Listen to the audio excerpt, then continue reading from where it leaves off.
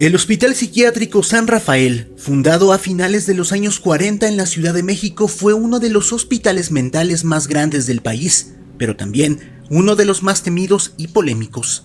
Durante sus años de funcionamiento surgieron múltiples relatos sobre prácticas poco éticas, incluyendo el uso excesivo de electroshocks, encierros prolongados y experimentos con pacientes que nunca volvieron a salir. Los pasillos oscuros del hospital se convirtieron en el escenario de innumerables historias paranormales. Se decía que los gritos de los internos se seguían escuchando incluso después de haber sido trasladados y que médicos y enfermeras eran testigos de sombras y apariciones inexplicables. Algunos relatos hablan de pacientes que afirmaban ser poseídos o que describían figuras extrañas en sus habitaciones. El aura inquietante del hospital fue tan poderosa que sirvió como locación para la película de terror Archivo 253, donde se recrearon escenas de horror inspiradas en leyendas urbanas del mismo. En 2009, el hospital fue clausurado y posteriormente demolido para dar paso al centro comercial Patio Tlalpan, pero muchos creen que la energía de quienes sufrieron ahí sigue impregnada en el lugar, con empleados del centro comercial reportando fenómenos inexplicables hasta el día de hoy. Hay una investigación en este canal sobre Patio Tlalpan, por si gustas verla, te la dejaré en la descripción. El día de hoy te contaré 9 historias ocurridas aquí, historias que sin lugar a dudas te helarán la sangre. Aigoyo Destroys presenta 9 historias aterradoras ocurridas en el manicomio San Rafael. Número 9. El manicomio San Rafael siempre tuvo un aire pesado por las noches. Los pasillos largos y fríos, apenas iluminados por luces parpadeantes, hacían que el turno nocturno fuera una prueba de valentía para los enfermeros. Sin embargo, había algo más que la simple oscuridad, lo que inquietaba a quienes trabajaban ahí.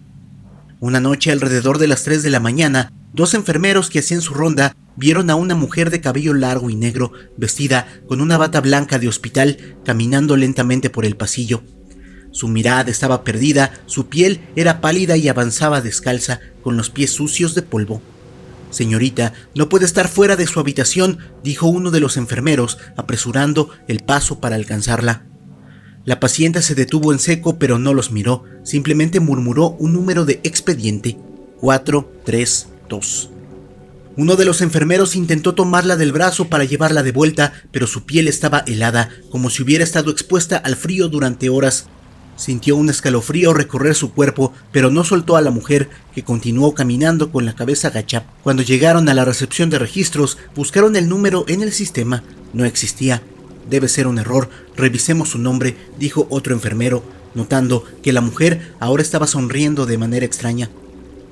Cuando intentaron preguntarle su nombre, ya no estaba. La bata blanca con la que la habían visto colgaba del respaldo de una silla cercana, como si nunca hubiera habido nadie dentro de ella. Esa fue la primera vez que vieron a la mujer de blanco, pero no la última.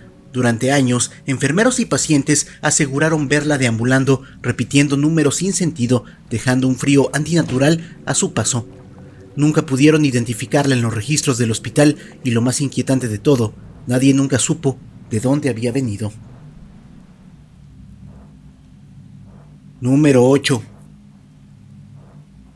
Desde su inauguración, el manicomio San Rafael fue conocido por su trato inhumano hacia los pacientes más problemáticos. Muchos de ellos no eran realmente enfermos mentales, sino personas abandonadas por sus familias, mujeres rebeldes o individuos con comportamientos fuera de lo entre comillas normal.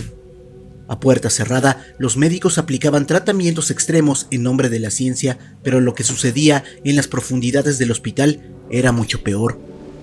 Se decía que, en una sala oculta en el sótano, un grupo de doctores practicaba lobotomía sin anestesia para controlar a los pacientes más agresivos. Uno de los internos, apodado Elías, fue llevado a esa habitación después de haber atacado a un guardia. Amarrado con correas de cuero a una vieja camilla de metal, gritaba y forcejeaba mientras el cirujano preparaba un picahielo. «Esto te calmará», le susurró el doctor antes de introducirle el instrumento a través del lagrimal. Elías se sacudió con espasmos al sentir el metal atravesando su cráneo. Sus gritos eran desgarradores, resonaban en las paredes acolchonadas, pero nadie acudió en su ayuda. Nunca nadie lo hacía. Cuando terminó la operación, lo llevaron de vuelta a su celda. Su mirada estaba vacía. como si su alma se hubiese escapado en aquella fría habitación. Nunca volvió a hablar ni a reaccionar, solo se sentaba en la esquina murmurando palabras ininteligibles. Décadas después, cuando el manicomio cerró, quienes pudieron explorarlo antes de ser demolido aseguraron que los gritos de los pacientes aún se escuchaban en la noche. Y dicen que ahí encontraron varios expedientes, incluyendo el de Elías, quien finalmente obtuvo un poco de justicia cuando su historia fue contada. Número 7. Los pasillos del manicomio San Rafael guardaban más secretos que los que cualquiera podría imaginar, pero entre médicos y enfermeros circulaba una historia que pocos se atrevían a contar en voz alta. Decían que en los baños del hospital los espejos no solo reflejaban lo que estaba frente a ellos, sino algo más, algo que no debía estar ahí. Todo comenzó con los rumores sobre una enfermera llamada Lucía, quien trabajó en el hospital durante los años 50. Era una mujer joven, dedicada y amable con los pacientes, pero su vida dentro del manicomio era un tormento. Sus superiores abusaban de su autoridad, la humillaban y la obligaban a realizar los trabajos más pesados.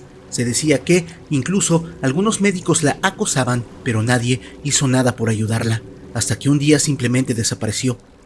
Semanas después, un guardia encontró su cuerpo colgando en el baño del personal. Nadie supo cuánto tiempo había estado ahí, pero lo más perturbador fue que, en la pared frente al espejo, había escrito con sus propias uñas: «Aún sigo aquí».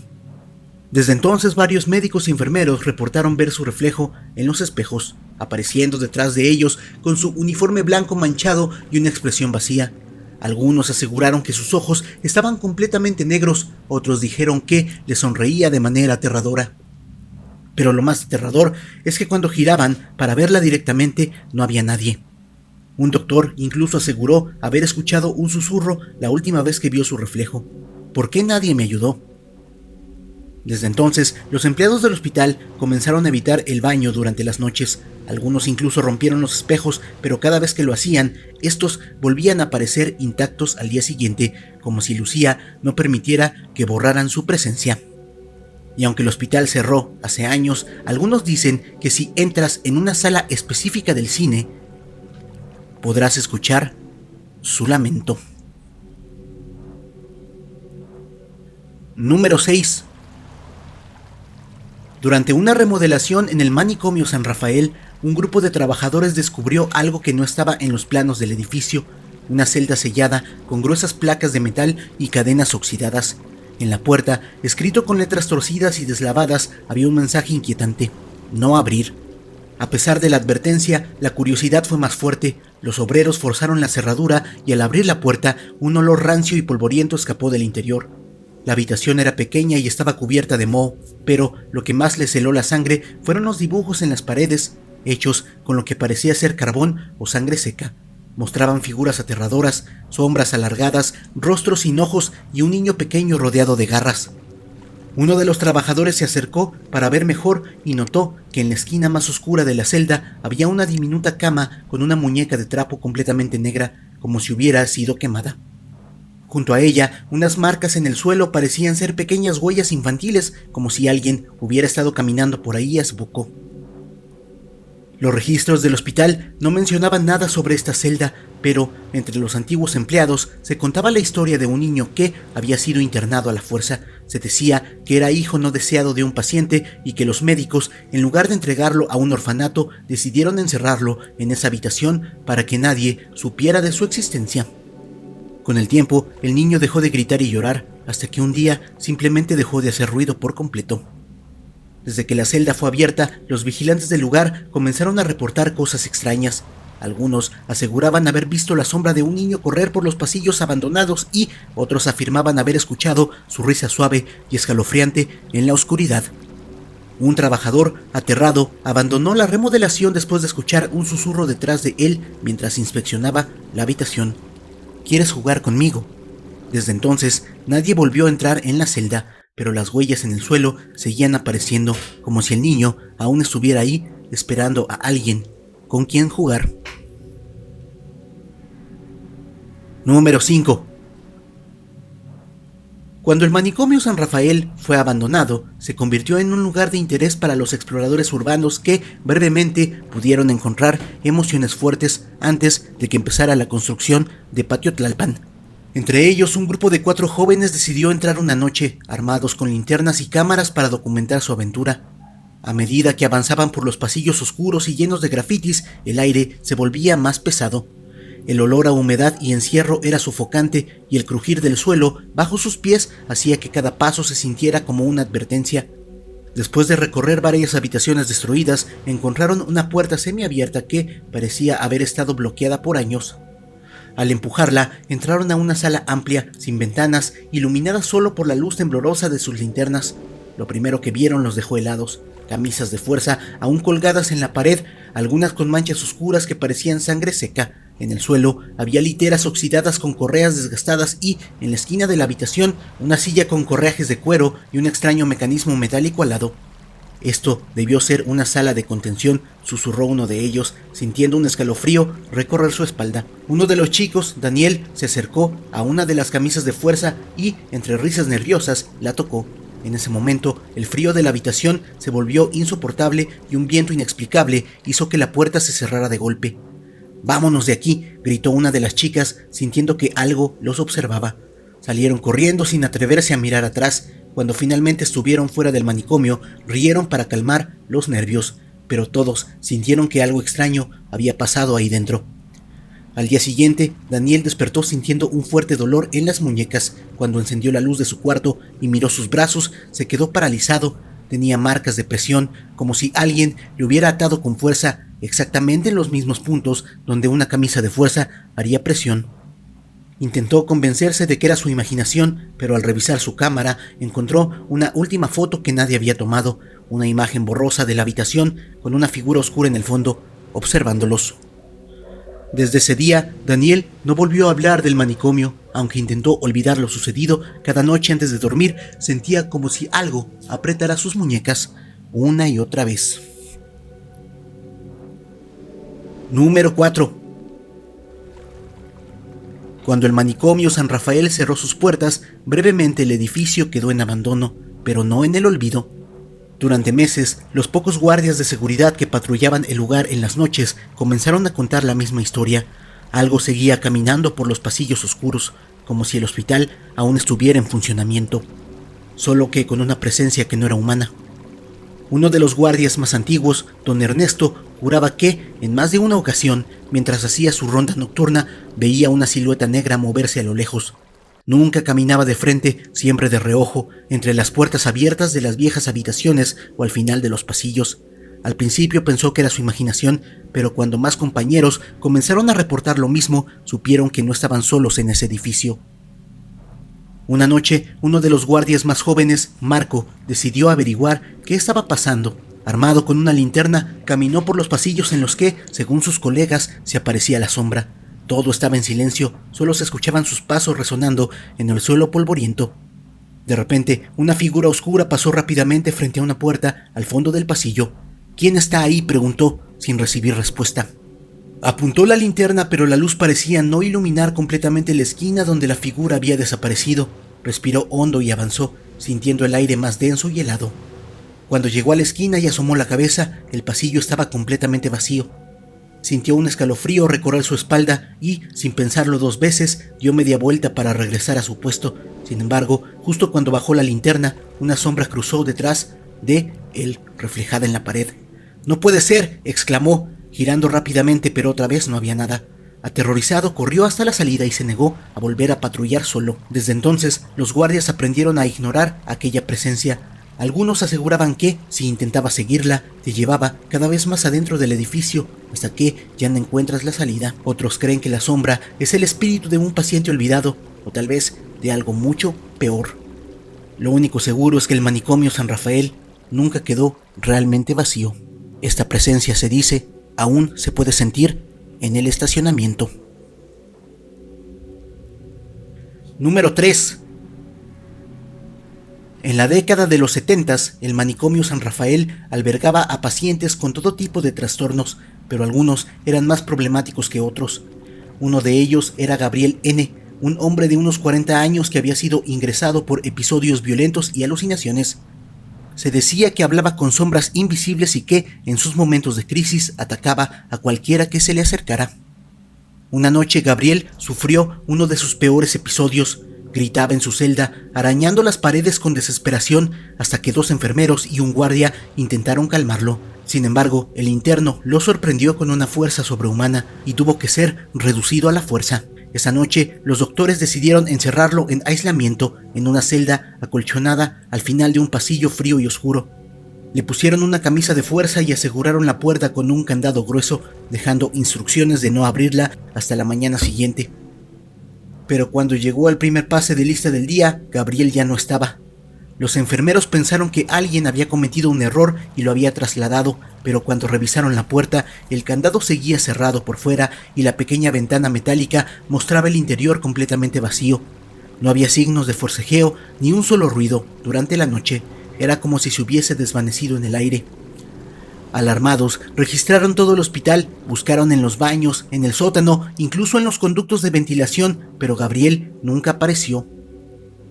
Lo más extraño es que, días después, una enfermera entró a limpiar la celda y encontró algo que no estaba ahí antes, una palabra escrita con arañazos profundos en la pared acolchonada. Decía: «Aquí estoy». Desde entonces, los pacientes que fueron encerrados en esa misma celda aseguraban que, por las noches, escuchaban susurros y sentían una presencia observándolos en la oscuridad. Y aunque el hospital cerró hace años, quienes han caminado por la plaza afirman que, si te acercas a la zona donde desapareció Gabriel, puedes escuchar su voz repitiendo una y otra vez: «Aquí estoy». Número 2. Se cuenta que, hace décadas, en el sótano del antiguo hospital se practicaban terapias extremas con pacientes considerados peligrosos. Este hospital, ahora demolido, fue, en su momento, un lugar temido, no solo por los enfermeros que albergaba, sino también por los métodos poco ortodoxos que se aplicaban ahí. Según testimonios de antiguos empleados, en el sótano se realizaban tratamientos experimentales como electroshocks descontrolados, aislamiento prolongado y técnicas aún más crueles, justificadas como intentos desesperados por controlar el comportamiento agresivo de ciertos pacientes. Con el paso del tiempo, el hospital cerró sus puertas, pero las historias nunca cesaron.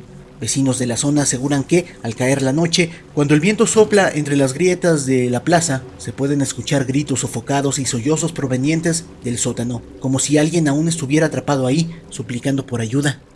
Algunos curiosos que se han atrevido a acercarse afirman haber sentido un frío inexplicable y una sensación de angustia tan intensa que los obliga a huir. Hay quienes creen que son las almas de aquellos pacientes que nunca encontraron paz, víctimas de prácticas inhumanas. Otros piensan que se trata de simples leyendas urbanas exageradas con el paso del tiempo. Sin embargo, nadie ha tenido el valor suficiente para adentrarse hacia el sótano y descubrir la verdad. Además de que no te van a dejar. Los gritos se dice que siguen ahí, en el oscuro corazón de la Ahora Plaza, esperando a ser escuchados. Número 1. Cuando el hospital cerró sus puertas de forma definitiva, todos los internos fueron cuidadosamente trasladados a otras instituciones.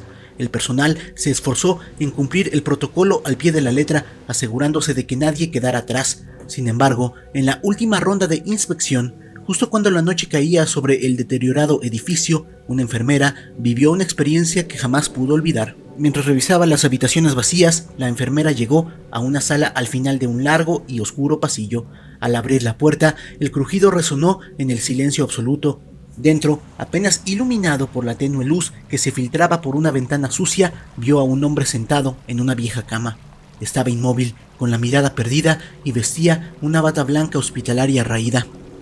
Su presencia era desconcertante, pues se supone que ya no quedaba nadie en el edificio. El corazón de la enfermera comenzó a latir con fuerza, dio un paso adelante y con voz temblorosa preguntó quién era. El hombre levantó lentamente la cabeza y, con un tono apagado, le hizo una única pregunta: ¿Dónde me llevan? La enfermera sintió un escalofrío recorrerle la espalda. Sin responder, salió corriendo en busca de los médicos. Cuando regresó, con ayuda, la sala estaba completamente vacía. La cama, cubierta de polvo, no mostraba señales de haber sido usada en mucho tiempo. Nadie volvió a ver a aquel misterioso paciente, y hasta el día de hoy, guardias de seguridad de la plaza afirman que, en las noches más silenciosas, se puede escuchar un susurro en los pasillos. ¿A dónde me llevan? ¿Cuál fue la historia que te gustó más? Dímela en la sección de comentarios. La palabra clave para saber que llegaste al final del vídeo va a ser manicomio. Si el vídeo te gustó, dale like, compártelo, suscríbete, sígueme en mis redes sociales. Las puedes ver en pantalla y las encuentras en la descripción. Apoya al canal para aparecer aquí al finalizar los vídeos. Por mi parte todo sería todo. Yo soy Aigo Yo Destroys. Tengo a los mejores seguidores del mundo que son ustedes. Muchas gracias. Pum pum.